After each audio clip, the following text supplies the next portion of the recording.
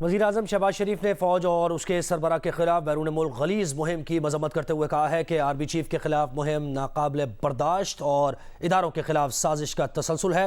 अपने बयान में वज़ीर-ए-आज़म ने कहा कि बैरून मुल्क मुक़ीम मुहिब वतन पाकिस्तानी फ़ौरन फंडेड मुहिम के खिलाफ आवाज़ बुलंद करें। ये जहरीली सियासत को बैरून मुल्क मुक़ीम पाकिस्तानियों के ज़रिए फैला रहे हैं। इमरान खान इदारे के सरबराह को अपनी गंदी सियासत में घसीट कर आइन शिकनी कर रहे हैं। वज़ीर-ए-आज़म ने वफाकी वज़ीर दाखिला को हिदायत की कि वो मुल्क के अंदर इदारों के खिलाफ गलीज़ मुहिम चलाने वालों के खिलाफ आहनी हाथों से निपटें। पाकिस्तान में अफरा तफरी, फसाद और बगावत को हवा देने वालों के खिलाफ सख्त कानूनी कार्रवाई की जाए।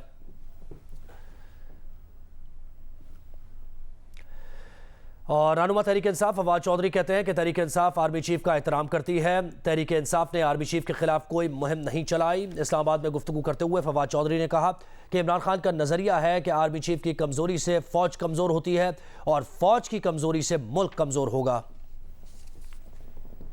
शहबाज शरीफ का बयान आया कि बैरून मुल्क तहरीक इंसाफ आर्मी चीफ के खिलाफ कोई कैंपेन चला रही है, लेकिन उनको मैं बता दूं, आपका ये बयान बुनियादी तौर के ऊपर अवाम और फौज के दरमियान फासले पैदा करने की एक और कोशिश है। हम आर्मी चीफ का एहतराम करते हैं, कोई कैंपेन ना हमने की है ना हम करने का इरादा रखते हैं, और ये इसके बावजूद है कि बहुत लोग आके गुफ्तगू भी करते हैं कि ये कर दिया वो कर दिया, लेकिन हमने बड़े रिस्ट्रेंट का मुजाहरा किया है और आगे भी करेंगे। और हम उनसे तवक्को करते हैं कि वो पाकिस्तान को सियासी तौर के ऊपर नॉर्मलाइज करने में अपना किरदार अदा करेंगे, खसूसन इलेक्शन कमीशन के साथ ताउन करें ताकि इलेक्शन हो खैबर पख्तूनख्वा में और पंजाब में और हम यहाँ से आगे बढ़ सकें।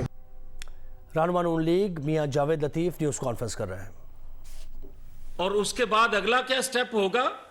फिर ये होगा कि एक तराजू जो है अपनी पसंद का बनी गाला पे लटका दिया जाएगा और जब चाहेगा कोई उसका पलड़ा इस साइड को या चाहेगा तो दूसरी साइड को कर देगा।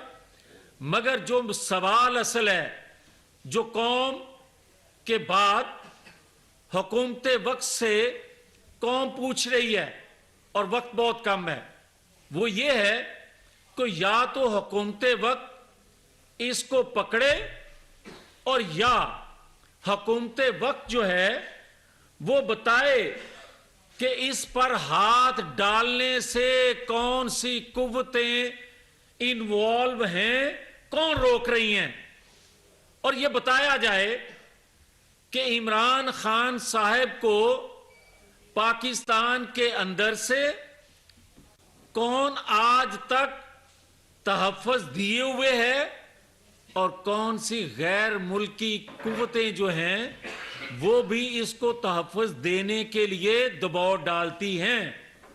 और फिर अगर बताएगा कोई या नहीं बताएगा तो हकायक यही हैं कि वही कुव्वतें वो मुल्क की हैं या गैर मुल्की कुव्वतें हैं, वही कुव्वतें नवाज शरीफ की वापसी में आज तक हायल हैं। ये एक हकीकत है। और अगर हुकूमत वक्त सब कुछ देखते हुए नहीं सब कुछ सच सच बताएगी तो लोगों का गमो गुस्सा बढ़ता जा रहा है। लोगों का गमो गुस्सा इस हद तक को पहुंच गया है कि अगर और देर कर दी तो खुदा ना खास्ता मुल्क को नुकसान हो सकता है। अब आप देखें कि जो कौमी हुकूमत के अकाबरीन हैं, मेरी और कौम की तजवीज़ है, हम ये कह रहे हैं कि मुल्की मफाद में जिन चीजों पर आपने पर्दा डाला हुआ था, मुल्की मफाद में जो सच पर पर्दा आज तक डला हुआ था, जो अदारे जहां से उसको सरपरस्ती और जहां से उसको तहफ़्फ़ुज़ हासिल है कि वो जितना नून लीग के मियां जावेद लतीफ़ प्रेस कॉन्फ्रेंस कर रहे हैं। लड़का है वो ये कह रहा है कि मेरी 75 साला बीवी घर में अकेली थी, जमान पार्क में अकेली थी और चादर और चार दीवारी का तकद्दस पामाल किया गया है।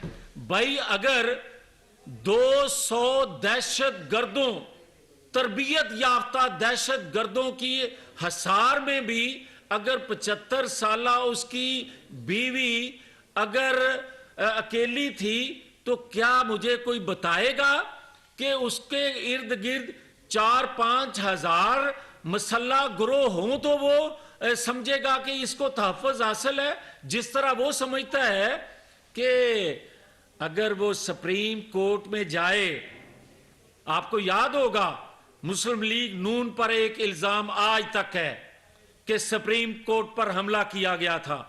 उस वक्त के लीडर, उस वक्त के प्राइम मिनिस्टर अगर सुप्रीम कोर्ट बार बार बुलाए और बार बार वो हाजिर हों, तो उनके लिए उस वक्त अगर 200-400 लोग अगर सुप्रीम कोर्ट के हाथे में बगैर इजाजत के दाखिल हो जाएं और एक आध गमला टूट जाए, तो उसको आज तक कहा जाता है कि ये सुप्रीम कोर्ट पर हमला करने वाली जमात है। FIR दर्ज होती है, बेशुमार लोग जो हैं वो नाहल हो जाते हैं, बेशुमार लोगों को सजा मिलती है। सिटिंग उस वक्त के जो कैबिनेट के लोग थे वो भी गिरफ्तार होते हैं, उनको सजा होती है, वो नाहल हो जाते हैं, इलेक्शन के लिए क्वालिफाई नहीं करते। तो मुझे ये बताए कोई कि सुप्रीम कोर्ट पर कितनी दफा इमरान खान साहब ने हमला किया अपने जत्थे के साथ, और उसके बगैर भी ये बाकी कारकुनों को सहूलत, बाकी दहशतगर्दों को सहूलत, बाकी ट्रेंड लोगों को सहूलत मैसर आज तक है कि वो जत्थे लेकर जिस चाहें जुडिशल कम्प्लेक्स में दाखिल हो जाएं, जिस सुप्रीम कोर्ट में चाहे दाखिल हो जाएं, दरवाजे टूट जाएं, छतों पे चढ़ जाएं, दीवारें फिलांग के अंदर चले जाएं, यहां तक के आंसू गैस के शेल फेंके खुद वो कहां से उन्होंने हासिल किए, ये भी एक सवाल है कि वो उठा के फेंकें। और आज तक तौहीने अदालत की FIR उन पे दर्ज ना करवाई जाए। अगर इसको मकबूलियत कहते हैं तो फिर सुनो, मकबूलियत की अगर ये रवायत और ये एक नया कल्चर जो पैदा किया जा रहा है और कर दिया गया है, उसको देखते हुए आज कराची से भी आवाजें कान लगा के सुने, वो सुनने को मिल रही हैं कि हम अपना हक छीन के लेंगे। वाना वजीरस्तान, बलोचिस्तान से, खैबर पख्तूनख्वा के एरिया से भी ये आवाजें सुनना शुरू हो गई हैं, आना शुरू हो गई हैं कि हम अपना हक जो है छीन के लेंगे।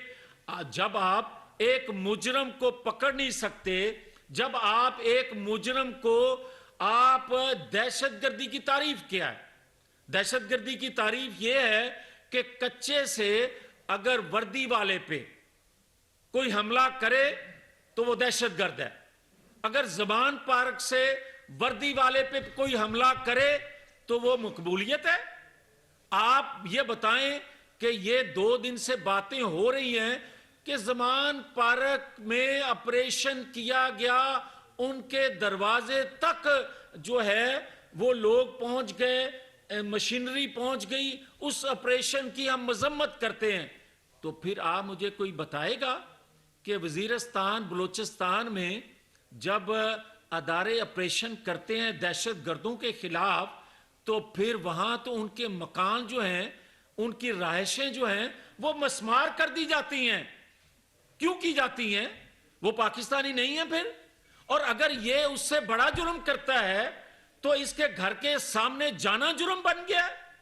और क्या पाकिस्तान के लोग जो हैं वो सवाल करते हैं कि क्या ये देखना पहले पड़ेगा कि जो ये फेल करता है, अगर उसके साबका सरबराह की ऑडियो जो आज आई है, जो अल्फाज उसने जिस तरह इस्तेमाल किए, जिस तरह किसी को मुखातब किया, शर्म आती है, शर्म आती है पाकिस्तानियों को कि ऐसे लोग भी इंसाफ की कुर्सी, और वो कुर्सी जो इंसाफ का सरबराह कहलाए, वो इस तरह की गुफ्तगू करे।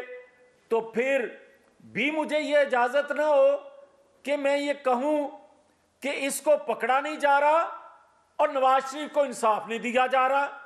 फिर मुझे ये कहने में क्या आज भी है कि ये 400-500 ट्रेन मसल्ला लोगों को लेके जाए और इसकी ख्वाहिश मर्जी पर 9 मुकदमात की एक दिन में नहीं चंद मिनट में उसको रिलीफ दे दिया जाए, जिसके सबूत प्रूफ मौजूद हो इंटेलिजेंस अदारों के पास भी कि ये इसने फेल किया है, और मेरे तमाम प्रूफ तमाम सबूत नवाज शरीफ की बेगुनाही के जुल्म किया गया था, जबर किया गया था, वो मौजूद हो, तो क्या मुझे भी फिर मसल्ला लोगों को लेकर जाना पड़ेगा अपने इंसाफ के लिए?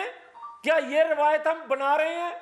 फिर इसको पाकिस्तान कहोगे, इसको पाकिस्तान का आईन कहोगे, इसको पाकिस्तान का कानून कहोगे, और फिर किस तरह कौम को आगे लेकर जाओगे? फिर ये कहा जाता है, और आज भी ये खुलेआम कह रहा है कि गैरत करो, बल्कि वो लफ्ज इस्तेमाल नहीं कर रहा जो अदारों को बगैरती के लफ्ज अलकाब से ये नवाज रहा है। सुनो, तुम लोगों को अदारों में बैठे लोगों का नाम लेकर उसको कहते हो, या पॉलिटिकल फोर्सेस के सरबराहान का नाम लेकर उनको बगैरत और बुज़दिल कहते हो। सुन लो, टेहरियान से लेकर तुम्हारी ऑडियो वीडियो तुम्हारे किरदार के हवाले से जो कुछ कह रही हैं, और जिसका किरदार ठीक ना हो वो गैरतमंद नहीं होता, और जो गैरतमंद ना हो वो कभी दलेर नहीं होता, और दलेर जो ना हो उसको बुज़दिल कहते हैं। क्या तुम्हारी तारीफ उस ऑडियो वीडियो टेहरियान के बाद कुछ शक रह जाता है जो लोगों पे तुम उंगलियां उठाते हो? और क्या तुमने नवाज शरीफ पर जिस तरह उन 4 किरदारों से मिलकर हमला किया था, और मैं तो ये कहता हूं कि क्या हम किस वक्त तक हुकूमत वक्त जो है वो कौमी मफाद में चुप रहेगी? किस वक्त तक इसको छूट मिलती रहेगी कि ये खलवाड़ पाकिस्तान से करता जाए? मैं समझता हूं कि आज नहीं तो फिर बहुत देर हो जाएगी, और ऐसी देर हो जाएगी कि फिर हम 70 से 71 तक जाते हुए ज्यादा अरसा नहीं लगा था। खुदा का खौफ करें, पॉलिसी साज भी करें, और अगर मुझे कोई सवाल ये करे कि मैं किन से मुखातब हूं, तो मैं खुद उसका जवाब दे रहा हूं। मैं उनसे मुखातब हूं जो 5 किरदार 2017 के जिन जिन अदारों में बैठे थे, और जो कुव्वत अदारों से उन शख्सियात को मैसर थी, और उन्होंने किरदार अदा किया जिस हालत को पाकिस्तान पहुंचा।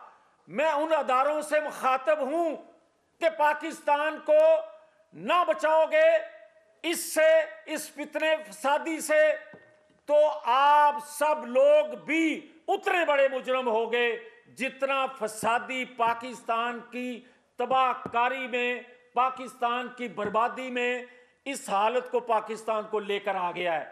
आज हालत यह है कि कोई अदारा इसके आम वर्कर को नहीं पकड़ सकता। अगर यही पैमाना है मकबूलियत का, तो फिर कच्चे को लोगों को भी इजाजत दो, फिर वाना वजीरिस्तान के लोगों को भी इजाजत दे दो, फिर इजाजत दे दो कि जिसकी लाठी उसकी भैंस, तो फिर हमें इजाजत दे दो कि तुम्हें इंसाफ नहीं मिल सकता, तुम भी ऐसे मसल्ला जत्थों के जरिए इंसाफ ले लो, तो किसी को फिर कोई शक ना रह जाए कि आने वाला वक्त पाकिस्तान के लिए कैसा होगा। तो मैं आखिर में यही गुजारिश करूंगा कि पाकिस्तान जिस हालत से आज दो चार और जिन जिन किरदारों ने किया हुआ है, कौमी हुकूमत को वो किरदार भी बेनकाब करने होंगे, वरना बहुत देर हो जाएगी। शुक्रिया।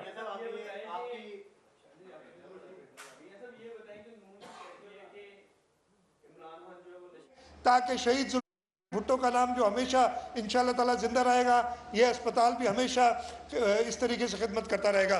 नारे भुट्टो!